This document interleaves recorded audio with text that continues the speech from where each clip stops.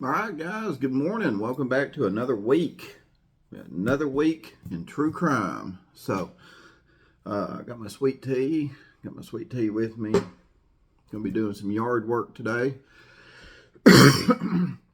and packing things up to get ready to go to the dumping grounds I've been talking about up there in Kingsport to check it out. I gotta pack some stuff with me because there's a lot of snakes up there, apparently, copperheads, and they're venomous. So don't want to be spending a week in the hospital with $100,000 emergency room bill.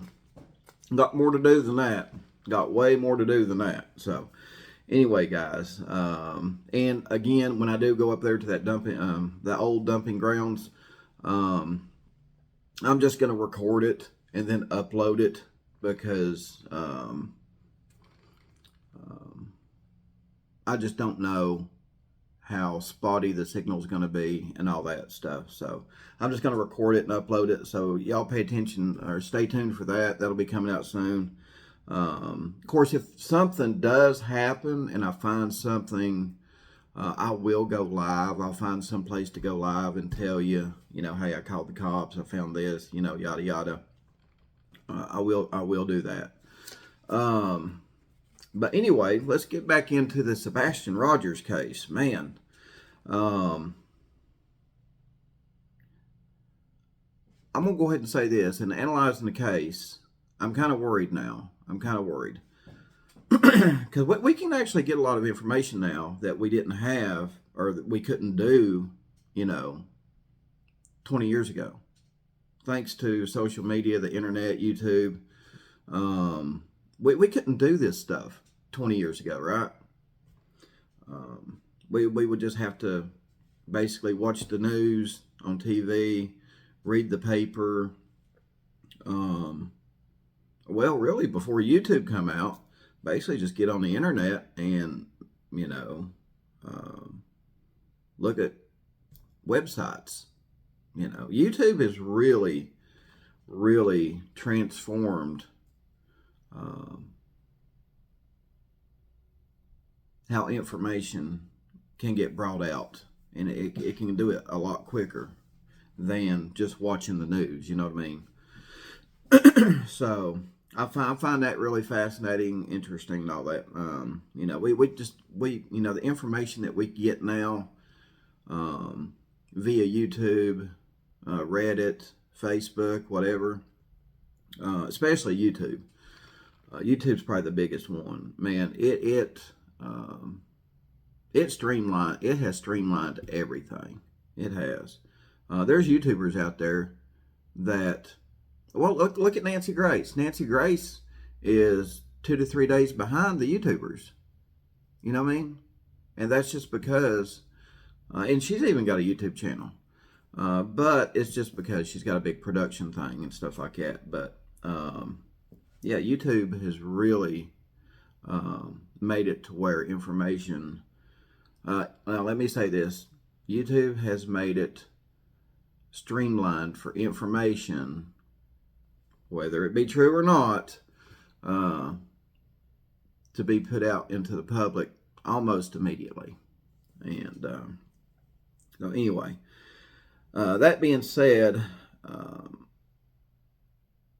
that plays into this video because in analyzing the Sebastian Rogers case, I'm wondering now if police even have anything.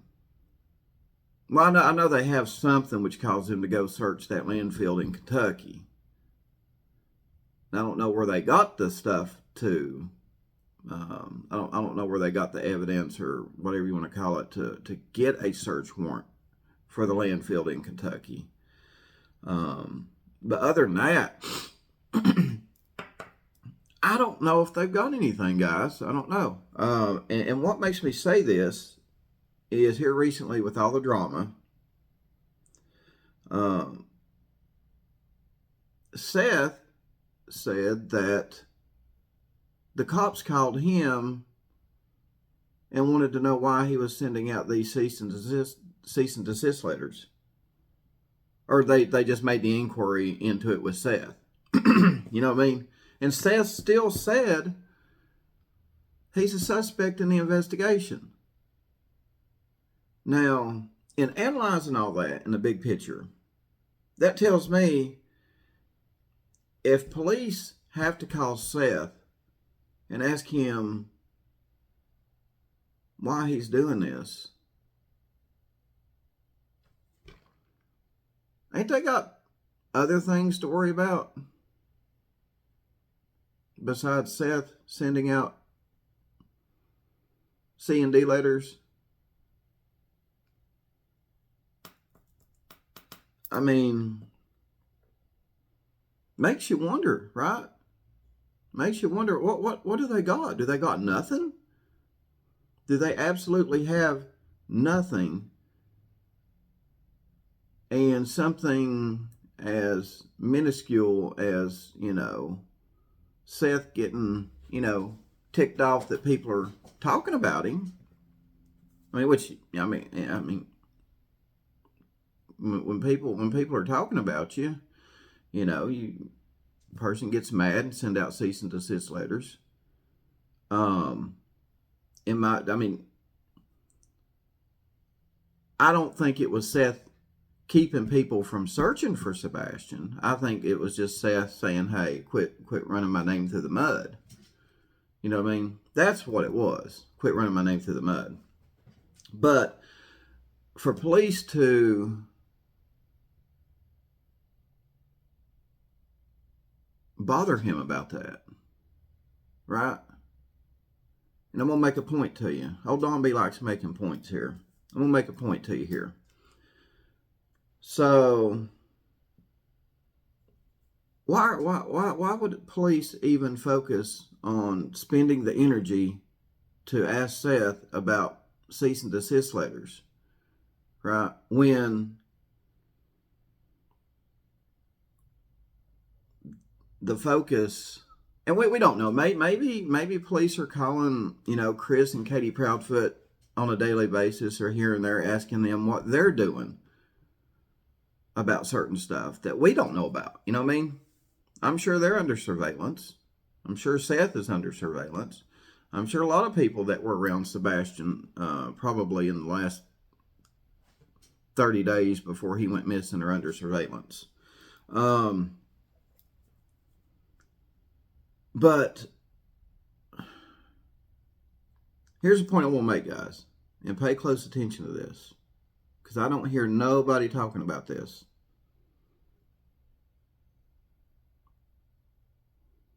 Do you remember when Seth said that he thinks that Katie may have overdosed Sebastian? So that tells you where Seth's mind frame is. That tells you which road Seth is going down, right? I mean, we already suspect Chris and Katie Proudfoot. We find them suspicious anyway, right? With all the interviews that they've done, everything that they've said. I mean, like I said, it's already out on the internet. It's here forever to be analyzed.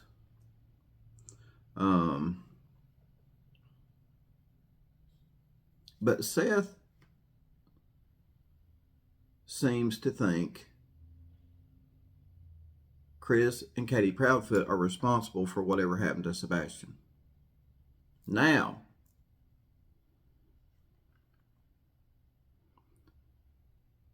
I've not heard Chris or Katie Proudfoot mention anything about Seth being responsible for what happened to Sebastian.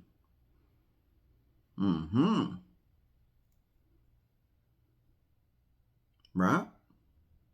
Now, I may be wrong. I may have missed it, guys. So if I missed it, let me know. It's just like the old CrimeCon thing. I didn't know that Sebastian was mentioned at it. Apparently he was. Maybe people on stage got up there and mentioned it or whatever. I was thinking, man, if that huge event was held in basically Sebastian's backyard and he wasn't mentioned at all, man, that's sad. But apparently he was. Some people got on there and said a few people mentioned him. I mean, in my opinion, they should have, you know, maybe took 30 minutes and done a, you know, hey everybody, let's, you know, and put pictures of him up on the stage or whatever, and done a, you know, maybe a good 30-minute, you know, big spectacle for him, you know, awareness thing for him. I don't know what they done for Sebastian. I don't know if it was just something, you know, people running around the booth talking about him, or, you know, if they actually spotlighted his case. You know, that's what I was looking for, the word spotlight. You know, I would have took 30 minutes to spotlight Sebastian's case up on the stage. Now, again, I don't know if they done that or not. Some people said that they were talking about him or whatever, but I would have made a big deal about it for at least 30 minutes and put the spotlight on him. But regardless, guys, back to the topic here. Yeah, we you know, Seth. I mean, Seth threw Katie under the bus. I think she overdosed him. But you don't hear Seth, or you don't hear Chris and Katie saying anything about Seth maybe being responsible for what happened to him. Now, when I'm analyzing everything, that tells me a lot right there. That tells me a lot. You got one side thinking the other side done it, but the other side not even going at Seth.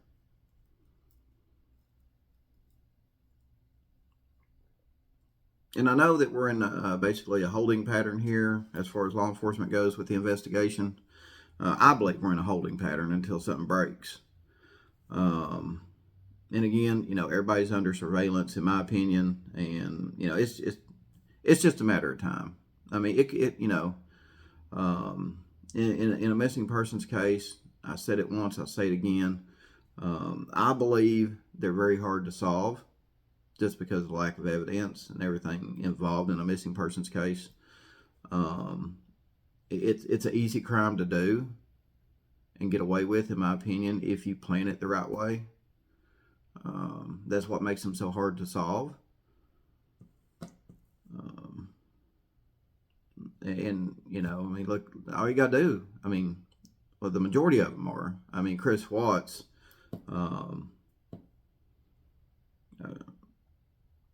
you know, Chris Watts is probably not a good example of that. I mean, they had him arrested in, 1 week? But, I mean, Barry Morphew,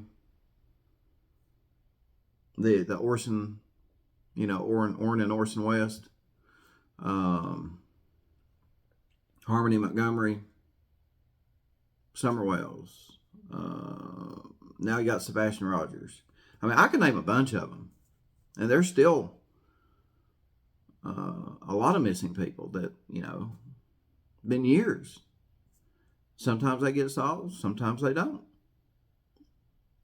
You know, but again, when analyzing the case in whole, you've got, you know, when you pay attention to what all's being said, you got Seth throwing Katie under the bus, saying, you know, I think she may have overdosed him, and even if she didn't, the thing is, it gives you a good idea what road Seth is going down, right?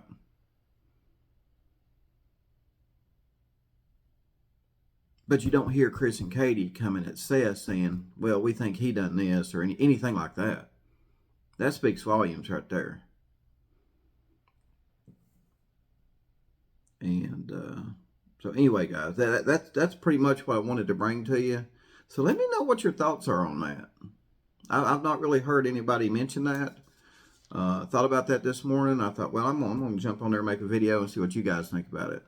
So, and again, that just, you know, with my suspicions on, you know, what all Chris and Katie have said up to this point, during all their interviews. And like I said, you can't take it back now. It's on the internet forever. That Chris and Katie can't take anything back. With everything they said, and now, you know, Seth saying that, you know, he thinks Katie may have overdosed Sebastian, and we know what road Seth is going down.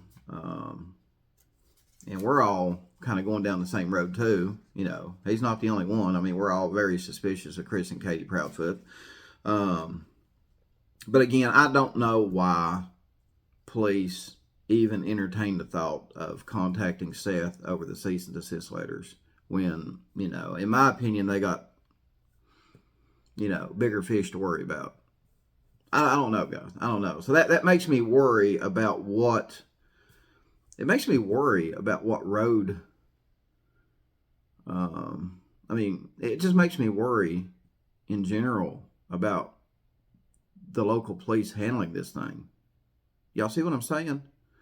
So anyway, let me know your thoughts and opinions down below. Appreciate you for tuning in. Thanks for all the support. And I'll see you guys on the next video.